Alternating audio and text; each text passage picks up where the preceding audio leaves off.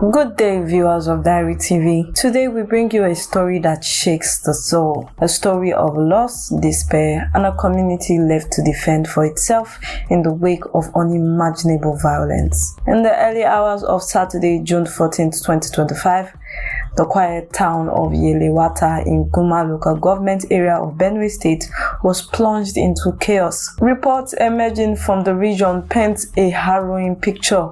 A brutal attacks by suspected Lukurawa bandits left over 200 people dead. These victims, many of whom were internally displaced persons, IDPs, and local Tiv farmers, were struck down in a merciless assault that has left the areas in ruin. Imagine, if you will, the stillness of a Saturday morning, shattered by the sound of gunfire and screams. Homes that once echoed with laughter now stand as hollow shell, their roofs carved in, their walls stained with the memories of those who perished. The image circulating on social media, including a poignant video shared on X, shows a young man standing in the midst of the rumbles of what was once his communities. His eyes carry the weight of grief, his voice a desperate plea for the world to bear witness to this atrocity. This is not just a news report, it's a cry from the heart of a people abandoned in their darkest hours. As we proceed, we'll explore the scale of this devastation, the government's apparent inaction, and the ripple effects that continues to tear through the fabric of these families and communities. Stay with us as we uncover the truth behind this tragedy. Let's take a moment to grasp the magnitude of what transpired in Yelewata.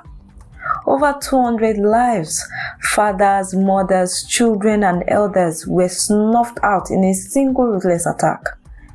The suspected bandits, believed to be foreign mercenaries who had recently relocated from states like Sokoto, Kebbi, and Zamfara to Nasarawa State, descended upon these vulnerable towns with deadly precision. The timing of the assault was particularly chilling, coinciding with the expiry date of a deadline issued by the Tiv Traditional Council for Fulani's herdsmen to vacate Tiv land. For the survivors, this was no random act of violence, but a calculated strike that exploited an already tense ethnic divide. The scene that greeted those who escaped is one of utter destruction. Homes were reduced to smoldering debris, fields left untended as farmers fled for their lives, and the air thick with the sense of loss. One fleeing victim, speaking anonymously out of fear, described the terror of watching loved ones fall as they tried to flee. We're in our farm at around 10:45. 10:45. Yeah. In the morning. In the evening. In the evening. That is in the night. Yes. Then it started raining, so we were indoor. Then at about the time now, then the herdsmen, Fulani men, just came nowhere. They started hunting us at the police station over there. Yeah, at the police station? That's where it started? Yes.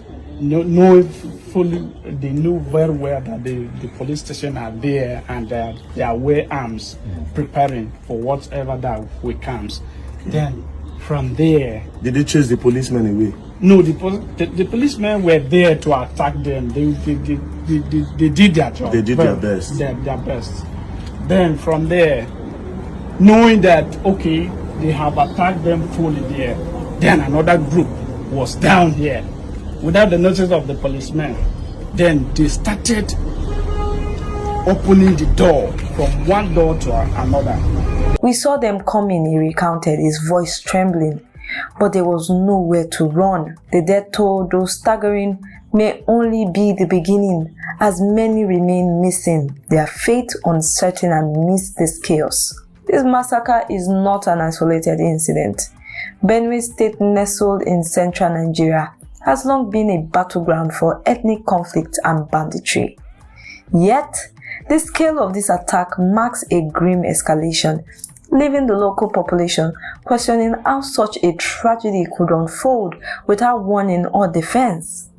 As we move forward, we must ask, where was the protection these people deserved? One of the most troubling aspects of this tragedy is the apparent failure of the Nigerian government to act. Long before the attack on Yelewata, warnings have been sounded. Chief Denen, a leader of the Benue Valley Farmers, revealed that his group had alerted both Benue and Nasarawa state governments as well as traditional rulers as early as January 2025. These warnings detailed the impending threat posed by the bandits who have been observed moving into the region. Dena even offered to provide further details, leaving his contact information with authorities, only to be met with silence. Imagine the frustration, the helplessness of a leader who saw this disaster coming and was ignored. In a statement released in the wake of the massacre, is a scathing indictment of governmental negligence. He urged officials at all levels, to take responsibility for their inaction and support the devastated communities. Yes, as of Monday, June 16, 2025, there has been no visible sign of a robust response. The Benue State Police Public Relations Officer, DSP Udemet Etet, confirmed the invasion but offered no clear figures on casualty, leaving the public in the dark about the government's next step. This is not the first time such warnings have gone unheeded. Historical precedents like the military reprisal in Benue and other neighboring states highlight a pattern of inadequate response to escalating violence. The government's duty to protect its citizens seemed to have faltered once again, leaving the people of Yelewata to face their fate alone. This lack of intervention has fueled a growing sense of abandonment among survivors. A sentiment echoed in the viral video shared on X, where the young man pleads for global attention to their plight. The human cost of this massacre extends far beyond the initial death toll. For the families of the victims, life had been irrevocably altered. Picture a mother who lost her children, now wandering through the ruins of her home, clutching a single photograph as her only remnant of the past. Imagine a father who returned from the field to find his entire family gone, their laughter replaced with an eerie silence. The IDPs, already displaced by previous conflicts, now face a second wave of displacement with no safe haven in sight. The emotional toll is immeasurable. Survivors speak of sleepless nights haunted by the screams they heard, of the guilt of those who escaped while others did not. Children who once played in the streets are now orphaned, their future uncertain as they grapple with the loss of parents and siblings. The local economy, heavily reliant on farming, has ground to an halt, with fields abandoned and livestock scattered. Hunger looms large as the community struggles to rebuild with no immediate aid in sight. The social fabric of Yelewata has been torn apart. Families are scattered, some fleeing to Makurdi or other towns, others too traumatized to leave the site of their loss. The sense of community, once a source of strength, is now fractured, replaced by fear and distrust. This tragedy has not only taken lives, but has stolen the hopes of an entire generation, leaving behind a legacy of pain that will echo for years to come. As we conclude this broadcast on Diary TV, we cannot turn away from the urgent need for action. The people of Benue State deserve more than condolences. They deserve justice, protection, and support. The Nigerian government must heed the lessons of this tragedy, launching an independent investigation into the massacre and holding those responsible accountable. Proactive measures, including increased security presence and dialogue with local leaders, are essential to prevent further bloodshed. To the global community, we echo the plea of our favorite online doc and the survivors. Share this story.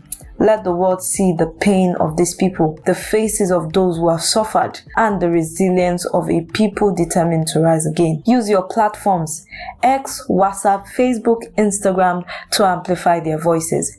every share, every retweet is a step towards bringing the attention and resources this community so desperately need. This is Ogenekara Soe telling you to let your words carry the weight of this tragedy and the hope for a better tomorrow. This is not just a story, it's a testament of the strength of the human spirit in face of diversity. Thank you for joining us on Diary TV, and may we all work together to ensure that the people of Benue State are never again left to face such horror alone.